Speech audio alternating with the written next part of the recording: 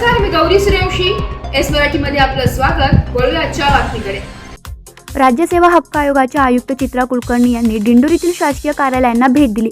पंचायत समितीच्या सभागृहात झालेल्या बैठकीत कुलकर्णी यांनी मार्गदर्शन केले. यावेळी कुलकर्णी बोलताना सांगितले की आपापल्या कार्यक्षेत्रातील आम जनतेची कामे तातडीने मार्गी लावून जनतेच्या समस्या सोडवाव्यात. यावेळी महसूल विभाग, पंचायत समिती, पोलीस स्टेशन, शिक्षण विभाग, नगरपंचायत, आपले सरकार अशा विविध विभागांच्या अधिकाऱ्यांची बैठक घेऊन संबंधिताच्या कार्यालयातील कामकाजाचा आढावा घेतला.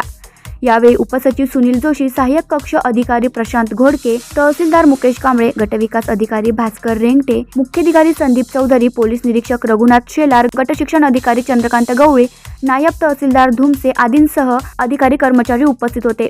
दिंडोरी पंचायत समितीच्या आवारातील आपले सरकारला कुलकर्णी यांनी भेट दिली व कामकाजाची माहिती घेतली. त्याचप्रमाणे दिंडोरी नगरपंचायतालाही भेट दिली.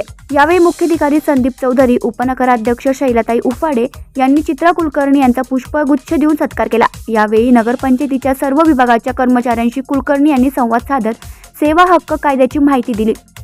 यावेळी अधिकारी व कर्मचारी उपस्थित होते. एस मराठी न्यूजसाठी अतिथी संपादक अशोक निकम, दिंडोरी.